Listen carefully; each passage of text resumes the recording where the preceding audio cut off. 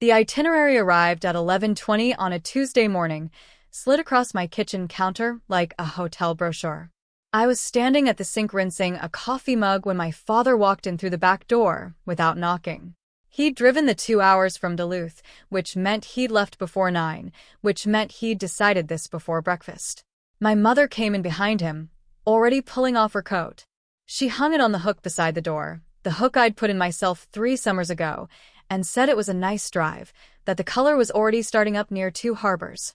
My father set the itinerary on the counter between us. It was printed on 3 pages, stapled in the upper left corner. Someone had used a color printer.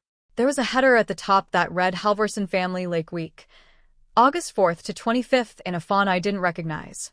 "We already told everyone it's available," my mother said. She was looking at the pages, not at me. She smoothed the top sheet with her palm the way she used to smooth tablecloths before company came. I looked at the header. August 4th through the 25th was 3 weeks. I looked at the guest list on the second page. There were 18 names. My brother Eric's family was listed first, 6 names including the kids. My Aunt Deb and her husband were listed under the second weekend.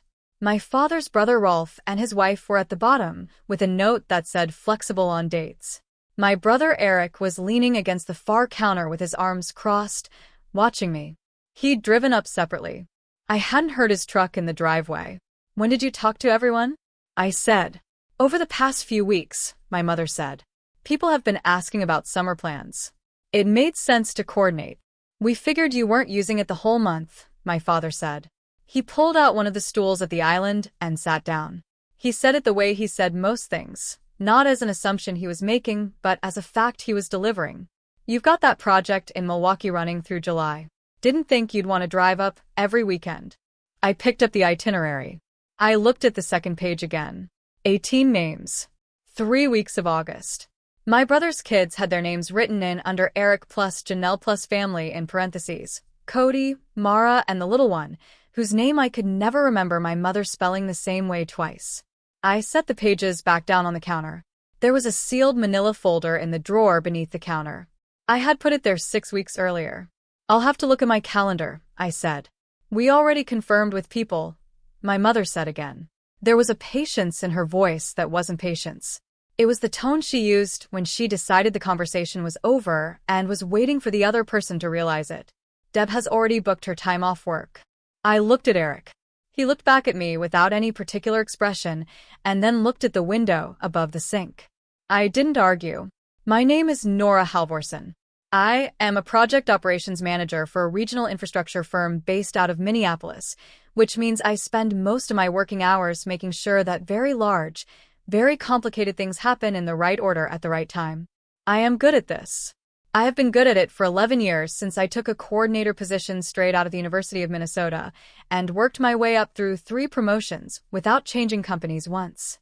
The lake house on the Iron Range had been mine for 4 years.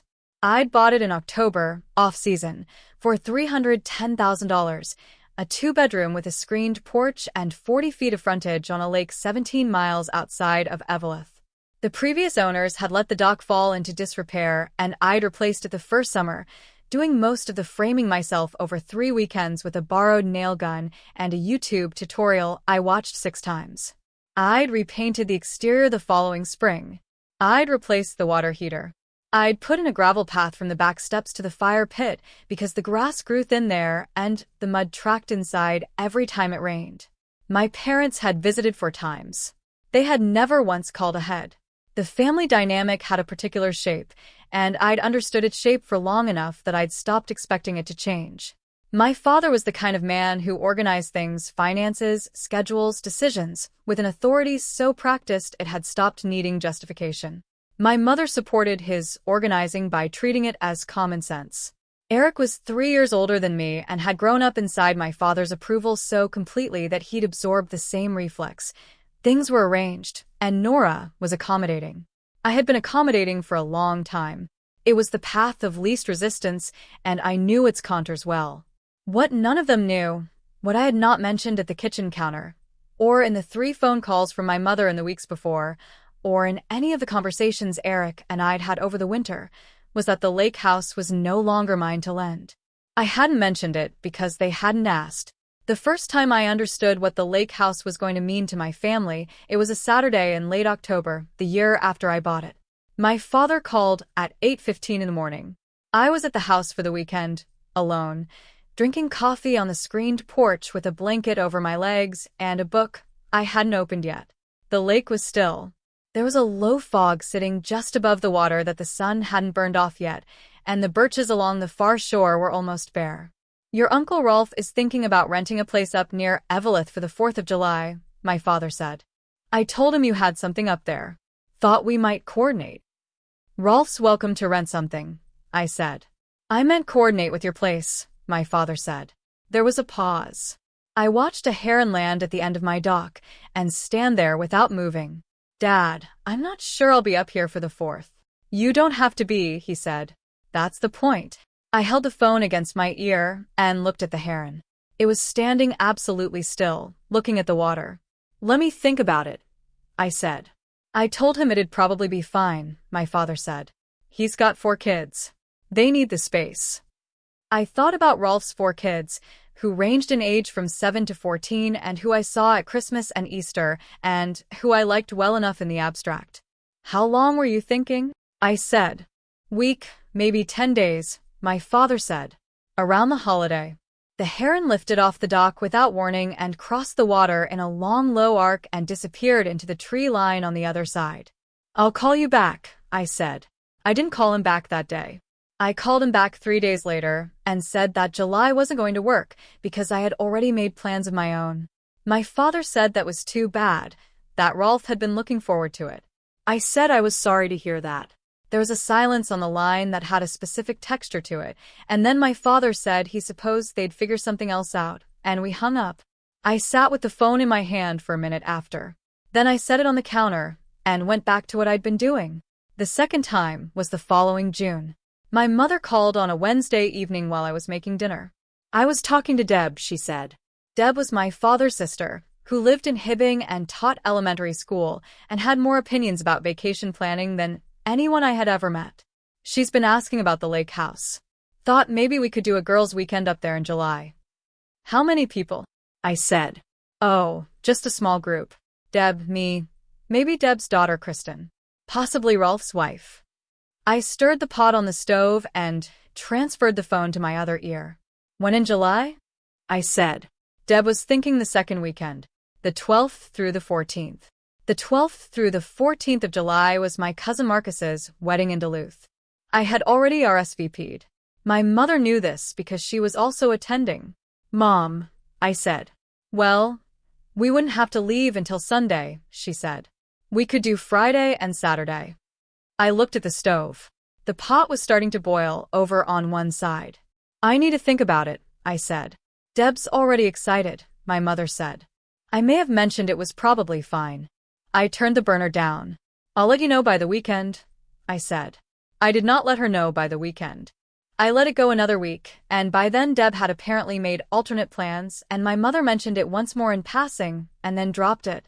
But I thought about it afterward, about the phrase I may have mentioned it was probably fine, and the way it assumed a particular version of me that would, in the end, say yes. The third time I understood what the lake house was going to mean came in February of this year, for months before the itinerary appeared on my kitchen counter.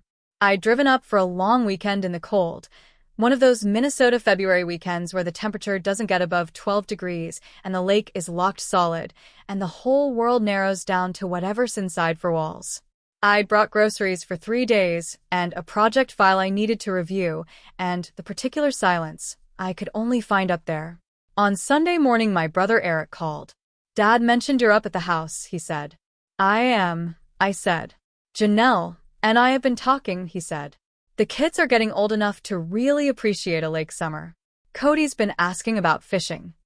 Cody's 9, I said. Almost 10, Eric said. He's been watching fishing videos on YouTube. I was standing at the window looking out at the lake. The ice was thick enough that someone had driven a pickup truck out to an ice fishing shelter about 200 yards offshore. The shelter had a small stovepipe coming out of the top and a faint line of smoke rising straight up in the still air. What are you thinking? I said. A few weeks in the summer, Eric said. Maybe coordinate with Mom and Dad. Make it a family thing. I use the house in the summer, I said. You could still come up, Eric said. We'd be there anyway. I watched the smoke from the ice fishing shelter. It bent slightly at the top where there was a wind I couldn't feel from inside. Let me think about it, I said. Dad already thinks it's a good idea, Eric said. I let the sentence sit. I'll call you later in the week, I said. I did not call him later in the week. I drove back to Minneapolis on Sunday afternoon with the project file still unread on the passenger seat, and I thought about that conversation for most of the 2-hour drive. I thought about the ice fishing shelter, with the smoke rising straight up. I thought about the phrase Dad already thinks it's a good idea, and what it assumed about the order of things, that my father's thinking was a kind of gravity, and that everything else would eventually fall toward it. I thought about a conversation I'd had in January with a woman named Petra Voss, who was a real estate attorney I'd worked with on 2 commercial transactions through my firm. We'd had lunch after the second closing, and she'd asked about the lake property in the way that real estate attorneys ask about lake properties, with a specific, practical attention that had nothing to do with sentiment. I thought about what she'd said at the end of that lunch. I drove the rest of the way home in the dark, and when I got back to my apartment I sat at my kitchen table for a long time before I went to bed. The itinerary stayed on my counter for 3 days after my parents' visit. I didn't move it. I didn't throw it away. I left it next to the fruit bowl where my father had set it, and I looked at it in the mornings when I made coffee and in the evenings when I came in from work. On the 3rd evening I moved it to the drawer beneath the counter where I kept takeout menus and phone chargers and a pair of scissors I could never find when I needed them. I put it face down. I put a rubber band around it because it was 3 pages and the staple wasn't holding the corner anymore. Then I opened the drawer again and looked at it. There was a manila folder at the back of that same drawer. I had put it there 6 weeks earlier. It was sealed with a strip of packing tape along the top edge because I had sealed it and then changed my mind about opening it again and put it away. On the front of it, in handwriting that was not mine, were 6 words in blue ballpoint ink. You already knew. Petra. I put the rubber-banded itinerary on top of the folder and closed the drawer. The wound scene happened on a Thursday evening in July, for weeks after the itinerary. My parents had come down to Minneapolis for my father's annual checkup at the clinic on University Avenue, which they'd been scheduling in the city for 3 years because his cardiologist had retired and the new one was here. They always stayed 2 nights when they came down. They always came for dinner on the first evening. I made the table for 4 because Eric and Janelle lived 20 minutes away, and my mother had texted that morning asking if it would be okay if they joined. I said it would be fine.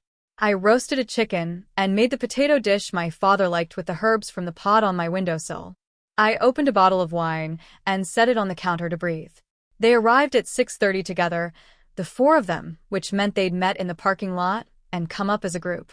Eric had brought a 6-pack of a local lager he'd been talking about for 2 months. Janelle hugged me at the door and said the apartment smelled incredible. My mother went straight to the kitchen and began moving things on the counter with the efficiency of a woman who has never been comfortable in someone else's kitchen. We sat down at 7:15. The chicken was good. Eric poured the lager and said it paired well, which it did. My father talked about the clinic appointment, routine, no changes. The cardiologist had asked about his diet and he'd told her he was careful, without specifying what he meant by careful. We were most of the way through the meal when my father set down his fork and looked at me across the table. I wanted to talk to you about the house, he said. I picked up my wine glass. All right, I said. We've had some people ask about the August dates, he said. Ralph called. He's been holding those 2 weeks for his family, and he's starting to need to make decisions about the other arrangements, accommodations, driving, all of it. Ralph can make his plans, I said. He's counting on the house, Nora, my father said. Janelle was looking at her plate. Eric was looking at the window behind me. Dad, I said. I told you I'd need to look at my calendar. It's been a month, he said. I've been busy. You've always been busy, he said, and the way he said it landed a particular way. Not angry, patient, like he was noting a chronic condition. That's never been in question. But this is family. Ralph has 4 kids. They've been looking forward to this. I understand that, I said. Do you? My father said. I set my wine glass down. What does that mean? I said. It means that you've had that house for 4 years, my father said, and the family has asked to use it a handful of times, and you've found a reason every time to make it complicated." He picked up his fork again. He said the next part to his plate, which was somehow worse than if he'd said it to my face. "I don't know what you think you're protecting up there. It's a house. It's not a sanctuary." The table was quiet. I could hear the refrigerator running in the kitchen. My mother said, "Your father just means." "I know what he means," I said. "We're not trying to take anything from you," Eric said. He said it reasonably, which was how Eric said most things he'd already decided. "We're just asking you to be part of the family." I looked at him. "I am part of the family," I said. "Then act like it," my father said. He said it quietly. He didn't raise his voice. He cut a piece of chicken and put it in his mouth and chewed it and looked at the center of the table. My mother touched the stem of her wine glass without picking it up. Janelle had not looked up from her plate in 2 minutes. I sat with my hands in my lap. The room was warm. There was a candle burning on the table that I'd lit before they arrived, and the flame was moving slightly in a draft I couldn't place, and I watched it move and steady itself and move again. I let it sit there. I did not say what I knew. I did not say what was in the sealed manila folder in the drawer of my kitchen counter, 22 feet away on the other side of the wall. I picked up my fork. I finished my dinner. I asked Janelle about her sister's new job in St. Cloud, and she told me about it for 6 minutes, and the table found its way back to something that looked like an ordinary Thursday evening. My father had a second glass of wine. He told a story about the cardiologist that he'd already told at dinner 2 months ago, and I listened to it again as though I hadn't. Eric laughed at the punchline. My mother cleared the plates. They left at 9:45. My father squeezed my shoulder at the door and said thanks for the meal, that the chicken was as good as always. I said I was glad he liked it. My mother kissed my cheek and said she'd call me about the August schedule. I said okay. I closed the door. I stood in my hallway for a moment with my hand still on the knob. Then I went to the kitchen and opened the drawer beneath the counter and took out the sealed manila folder and set it on the counter next to the empty wine bottle. I looked at the 6 words on the front of it in blue ballpoint ink. I didn't open it. Not yet. The folder sat on my counter for 3 days after the dinner. I didn't move it to the drawer this time. I left it where it was, next to the fruit bowl, next to the empty wine bottle I hadn't recycled yet. I looked at it in the mornings when I made coffee. I looked at it when I came in from work and set my bag on the chair by the door. I looked at it on Saturday morning when I sat at the counter with my second cup and the window light coming in low and flat the way it does in July, when the sun is already high before you're ready for it. On Saturday afternoon, my mother called. I let it ring through to voicemail. She left a message that was 2 minutes long and covered, in order, the weather in Duluth, Rolf's travel plans, the fact that Cody had asked twice about the fishing dock, and a closing observation that she just wanted to make sure we were all on the same page before August. She said it the way she always said things she had already decided, warmly, with the assumption of agreement built into the warmth itself. I listened to the message standing at the counter with a folder 3 feet from my hand. Then I put my phone face down on the counter and went to change my shoes. I drove to Eveleth on Sunday. I left Minneapolis at 7 in the morning with a thermos of coffee and the windows cracked and the radio on a station that faded out somewhere north of Hinckley. The drive was 2 hours and 10 minutes, and I spent most of it not thinking about anything in particular, which was the closest I'd gotten to rest in 3 weeks. The lake was calm when I arrived. The birches along the far shore were in full leaf, and the dock sat level on the water the way I'd built it to, the new boards still holding their color. I unlocked the back door and stood in the kitchen for a moment. Everything was exactly as I'd left it. I walked through the 2 bedrooms. I walked out onto the screened porch and stood there with my coffee and looked at the water.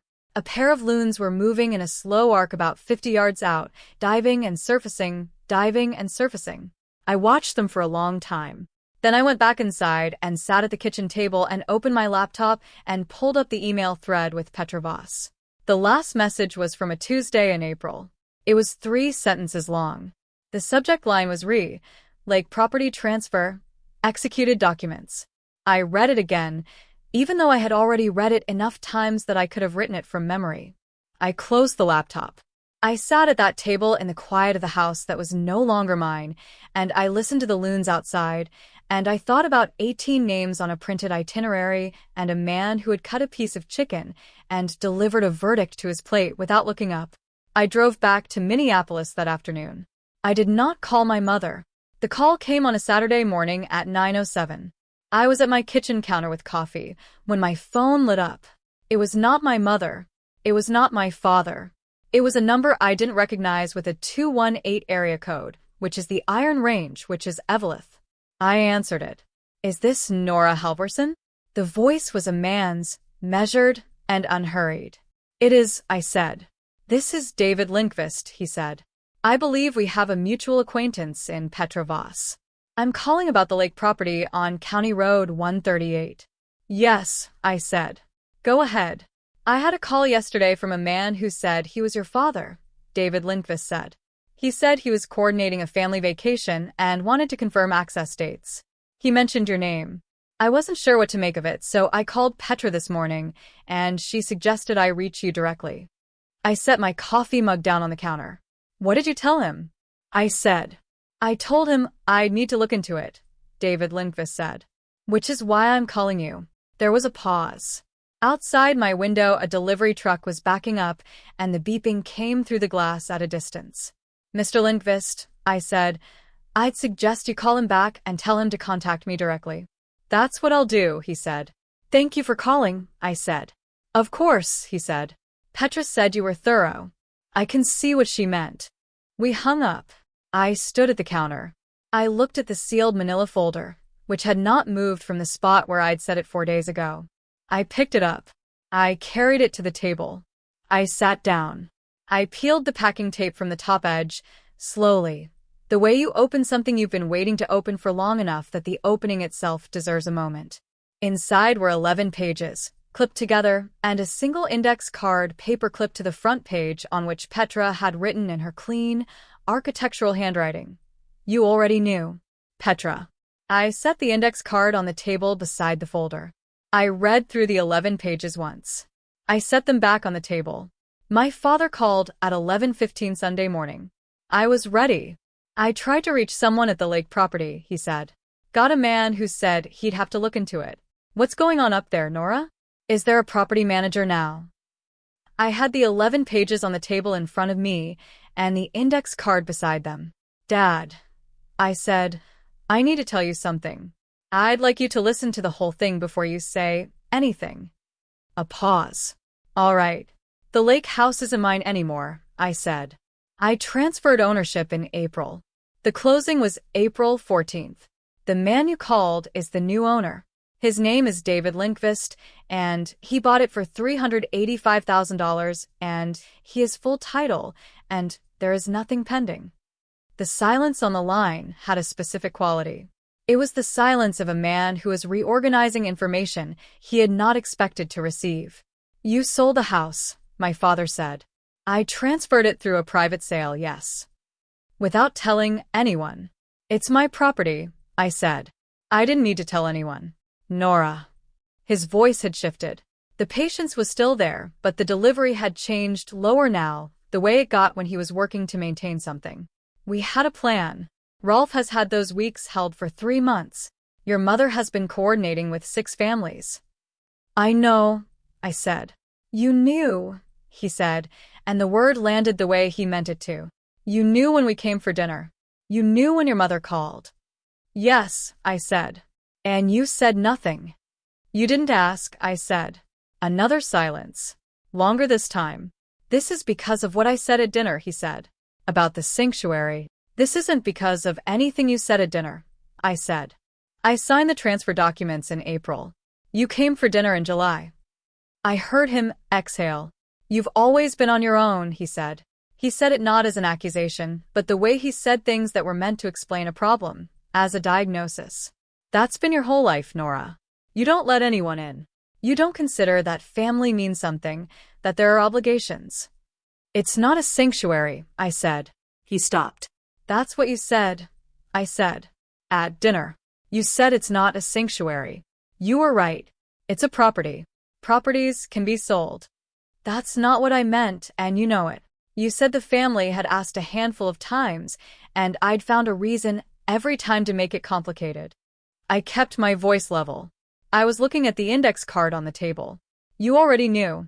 Petra. I want you to know that I heard that. Nora. And you said act like it, I said. Like part of the family. He didn't say anything. I picked up the top page of the 11 and set it down again. I have Petra Voss's contact information if you want to understand the transfer in more detail, I said. She handled both sides, and she can walk you through the documentation. Mr. Lindqvist is planning to use the property privately. He won't be taking rental inquiries. I stood up from the table. I have to go, I said. I hope Rolf finds something for August. I ended the call. I set the phone on the table next to the 11 pages and the index card. I did not slam anything. My mother called that evening at 6:42. I let it ring through. She left a voicemail that was shorter than her usual ones, 40 seconds, and her voice in it was careful in a way that told me my father had told her, and that she had spent the afternoon deciding how to feel about it, and had not yet decided. She called again on Wednesday. I answered that one. I don't understand why you didn't tell us, she said. There wasn't a conversation where it came up, I said. Nora. She said my name the way she said it when she was trying to be fair. You could have told us at dinner. I could have, I said. Why didn't you? I thought about the candle on the table and the draft that moved it, and the way my father had delivered his verdict to his plate without looking up, and the way Eric had said act like it in his reasonable voice, as though the sentence didn't mean what it meant. I needed to understand something first, I said. What did you need to understand? Whether anyone was going to ask, I said. She was quiet for a moment. That's not fair, she said. I know, I said. We talked for another 20 minutes about other things, her garden which was struggling in the heat, and my father's follow-up appointment, and a cousin's engagement that had been announced at a family dinner I hadn't attended. It was an ordinary conversation. It had the shape of a repair that hadn't been made yet, but that both parties were circling. Before she hung up, she said, I wish you'd told us, Nora. I know, Mom, I said. We're your family. I know that too, I said. We said goodbye. I held the phone for a moment after. The manila folder was still on my kitchen table. I picked it up and carried it to my desk and set it in the tray where I kept documents I needed to file. The index card had come loose from the clip. I read it one more time. You already knew. Petra, and then I paper-clipped it back to the front page and set the whole thing in the tray. I went to the window and looked out at the street below. It was a Wednesday evening in late July, and the light was still going at 7:30, that long, flat Minneapolis summer light that makes everything look like it has more time left than it does. I had known since January, since lunch with Petra and the way she'd talked about the property with her practical, unsentimental attention. Since she'd said over coffee, you know you don't have to keep something just because people assume you will. I had known since the drive home in the dark, and since the February morning on the lake with the smoke rising straight up from the ice fishing shelter, and since every phone call that began with I may have mentioned it was probably fine. I had signed the transfer documents on a Tuesday morning in April in Petra's office on 2nd Street in Minneapolis, with 2 witnesses and a notary, and a certified check for the deposit already cleared. I had driven back to my apartment and made lunch and gone back to work. I had not told anyone. Not because I was protecting something. Not because I was punishing anyone. Because the house had been mine. The decision was mine. And the only thing anyone had ever needed to ask was whether that was true. That was the only thing that was true. This story was written and produced by the Revenge Signal creative team. This story is fictional and was made only for entertainment and educational purposes.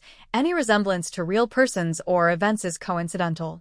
Nora Halvorsen signed those transfer documents in April, before any dinner, before any itinerary, before anyone thought to ask. That was the only thing that was true.